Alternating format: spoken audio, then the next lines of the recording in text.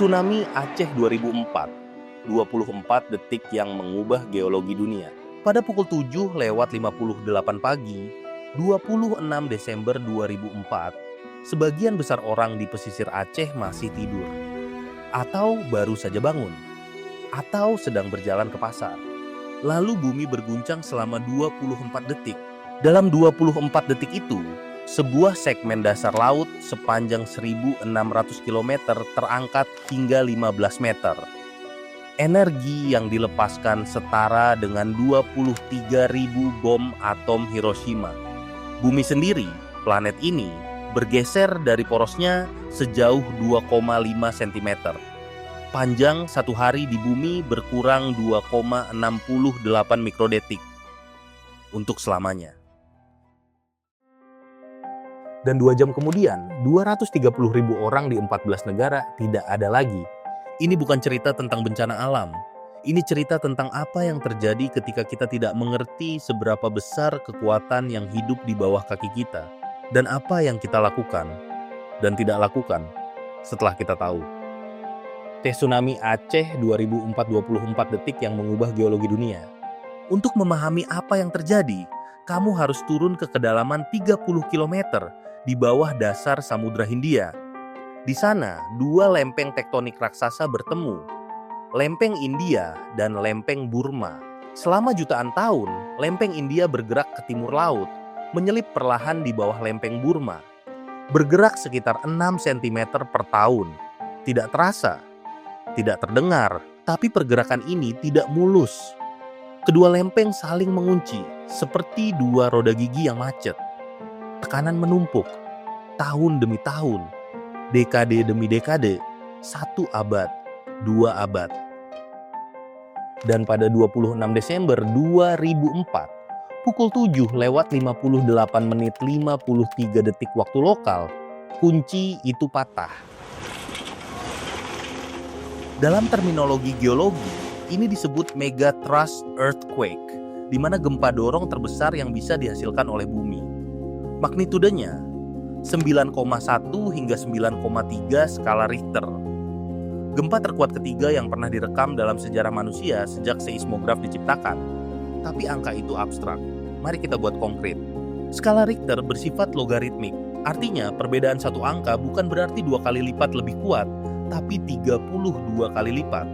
Gempa magnitudo 9 adalah 32 kali lebih kuat dari magnitudo 8 dan 1000 kali lebih kuat dari magnitudo 7. Gempa Yogyakarta di 2006 yang menewaskan 6.000 orang, magnitudenya 6,3. Gempa Aceh 2004 itu 16.000 kali lebih kuat dari Yogya. Selama 24 detik gempa berlangsung, segmen patahan sepanjang 1.600 km, lebih panjang dari jarak Jakarta ke Singapura kali 4, bergerak secara tiba-tiba. Sisi barat patahan turun, sisi timur terangkat.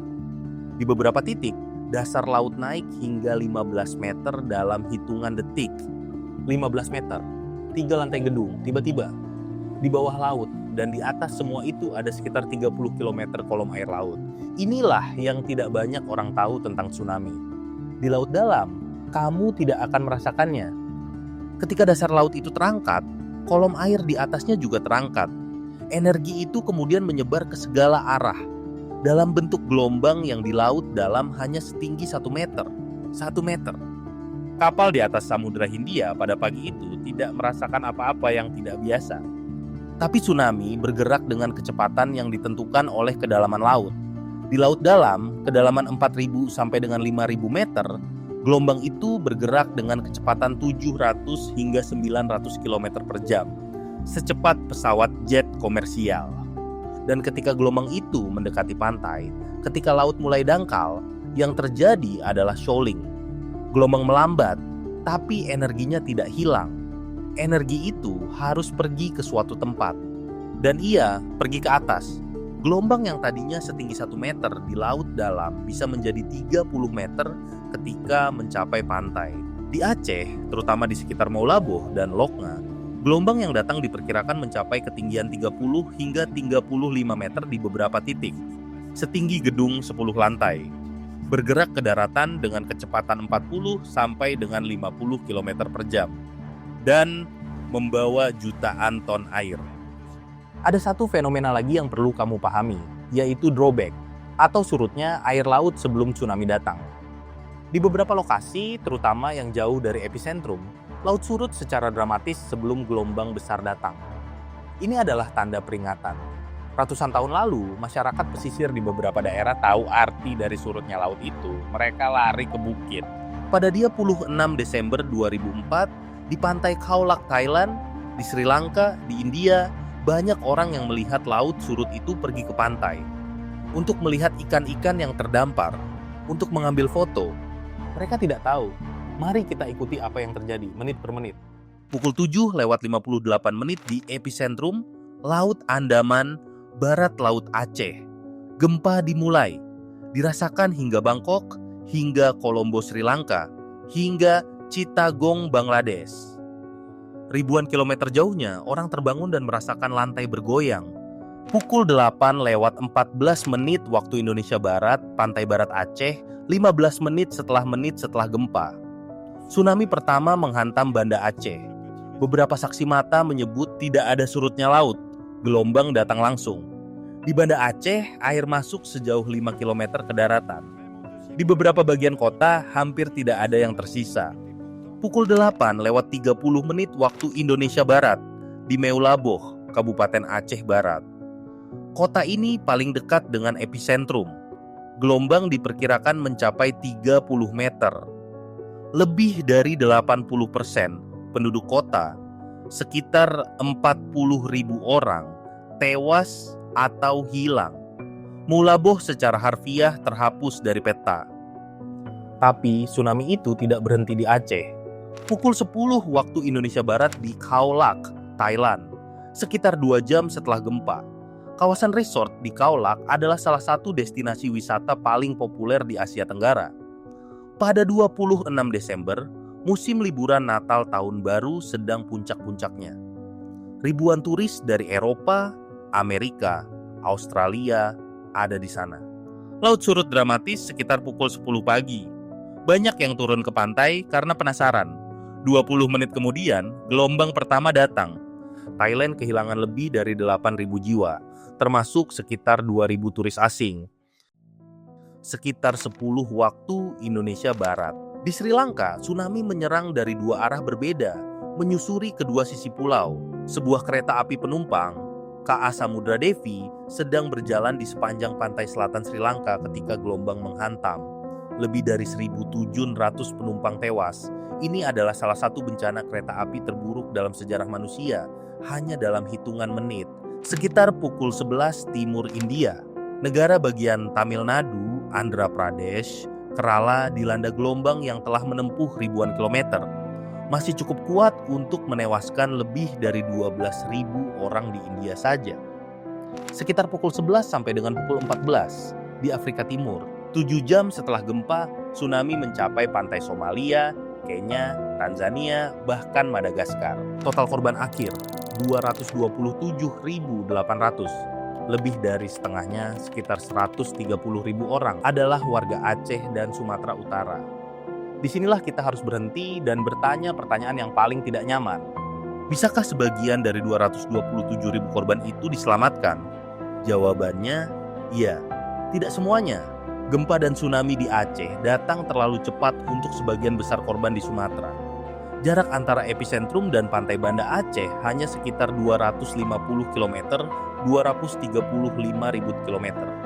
Gelombangnya tiba dalam liam jangka waktu 15 sampai 20 menit. Bahkan sistem peringatan dini terbaik di dunia mungkin tidak bisa banyak membantu di sana. Tapi di Thailand, di Sri Lanka, di India, di Afrika Timur, mereka punya waktu 2 jam, 3 jam, 7 jam.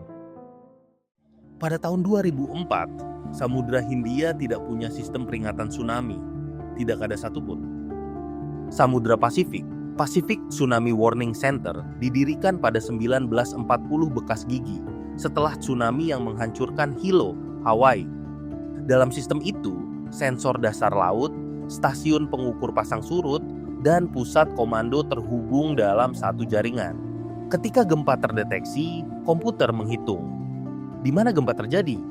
Seberapa besar?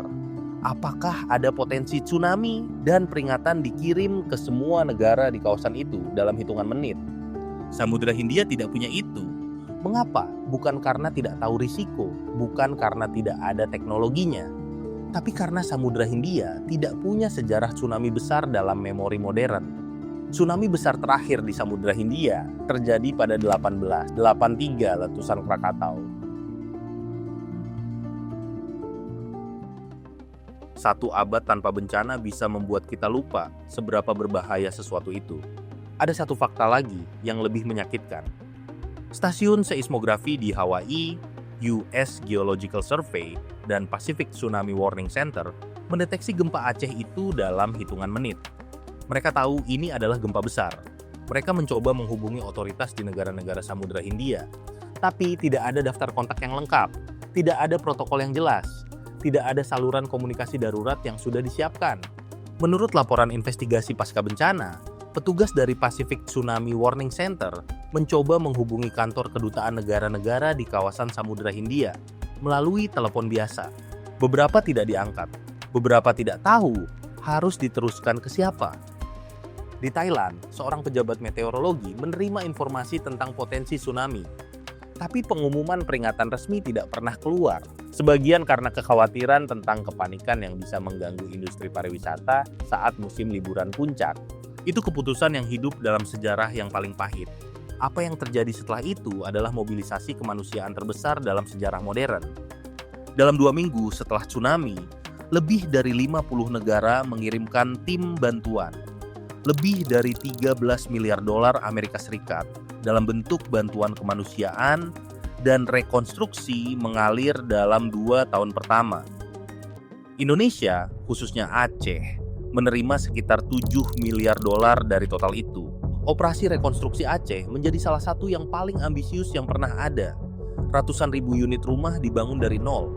Infrastruktur, jalan, jembatan, sekolah, rumah sakit dibangun ulang. BRR atau Badan Rekonstruksi dan Rehabilitasi Aceh Nias bekerja selama 4 tahun. Tapi angka selalu menutupi kompleksitasnya. Di balik jumlah bantuan yang besar, ada masalah koordinasi yang luar biasa. Ribuan ELESEM dari puluhan negara berbeda bekerja di lapangan yang sama, seringkali tanpa koordinasi yang baik.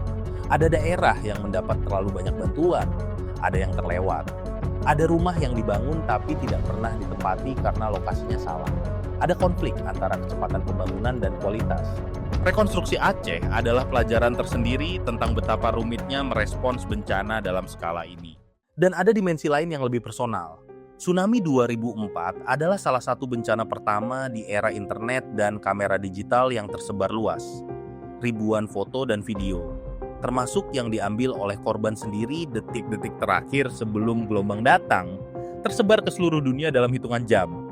Dunia melihat dalam real time dan dengan detail yang belum pernah ada sebelumnya apa yang bisa dilakukan oleh alam, dan dunia tidak bisa berpaling. Pada 2008, Indonesia meluncurkan INATEUS atau Indonesian Tsunami Early Warning System. Jaringan sensor bawah laut, seismograf, stasiun pasang surut, dan sistem komunikasi yang terintegrasi. Setelah Aceh, Samudra Hindia punya sistem peringatan. Secara teknis, kita sudah lebih siap, tapi lebih siap bukan berarti aman. Gempa dan tsunami Palu 2018 yang menewaskan lebih dari 2.000 orang terjadi meski sistem peringatan ada. Beberapa buoy sensor dilaporkan dalam kondisi tidak berfungsi optimal pada saat kejadian. Peringatan yang keluar tidak sampai ke semua orang yang perlu mendengarnya. Dan waktu antara gempa dan gelombang di Palu, sekitar 5 menit, terlalu singkat untuk kebanyakan sistem memproses dan menginformasikan. Teknologi adalah jawaban yang perlu, tapi bukan satu-satunya jawaban. Yang sama pentingnya adalah, apakah masyarakat pesisir tahu apa yang harus dilakukan? Apakah ada jalur evakuasi yang jelas? Apakah ada titik-titik kumpul yang sudah ditentukan? Apakah anak-anak sekolah di daerah pesisir mendapat latihan evakuasi rutin? Di Jepang, gempa dan tsunami adalah bagian dari kurikulum sekolah. Evakuasi dilatih secara berkala. Bahkan ada konsep tsunami tendenko. Aturan tidak tertulis bahwa dalam situasi tsunami, kamu harus lari sendiri, tidak menunggu keluarga, karena menunggu bisa membunuh semua orang. Di Indonesia, negara yang duduk di atas Ring of Fire, dengan garis pantai terpanjang kedua di dunia, kesiapan itu belum merata. 20 tahun setelah 2004, zona-zona paling berisiko di Indonesia masih ada jutaan orang yang tinggal di sana. Mereka tidak punya pilihan ekonomi untuk pindah. Yang bisa kita lakukan adalah memastikan mereka punya pengetahuan, jalur, dan infrastruktur untuk selamat ketika, bukan jika, itu terjadi lagi. 24 detik, itu yang dibutuhkan untuk mengubah geologi planet ini. Itu yang dibutuhkan untuk menciptakan gelombang yang membunuh 230.000 orang. Dan itu, 24 detik, adalah seluruh jangka waktu yang kita punya untuk memahami bahwa bumi ini tidak stabil, bahwa ancaman itu nyata dan terdokumentasi, dan bahwa pertanyaannya selalu bukan apakah, tapi kapan. Kalau video ini membuat kamu ingin tahu lebih banyak, bagus. Pertama, tulis di kolom komentar. Di antara semua yang kamu dengar tadi, satu fakta mana yang paling mengubah cara kamu melihat bencana ini? Satu fakta saja. Jawaban kalian membantu kami membangun konten berikutnya. Kedua, kami sedang mengerjakan dokumenter tentang gempa-gempa besar yang membentuk Indonesia dan kawasan sekitarnya. Dari Krakatau 1983, gempa Flores 1992, hingga Lombok dan Palu pada 2008. Kalau kamu mau jadi bagian dari arsip itu, subscribe sekarang. Ketiga, share video ini hari ini. Bukan karena algoritma, tapi karena ada orang di circle kamu yang belum pernah benar-benar mengerti apa yang terjadi pada hari itu. Dan mereka perlu tahu, bukan hanya sebagai sejarah, tapi sebagai pengetahuan tentang di mana kita tinggal.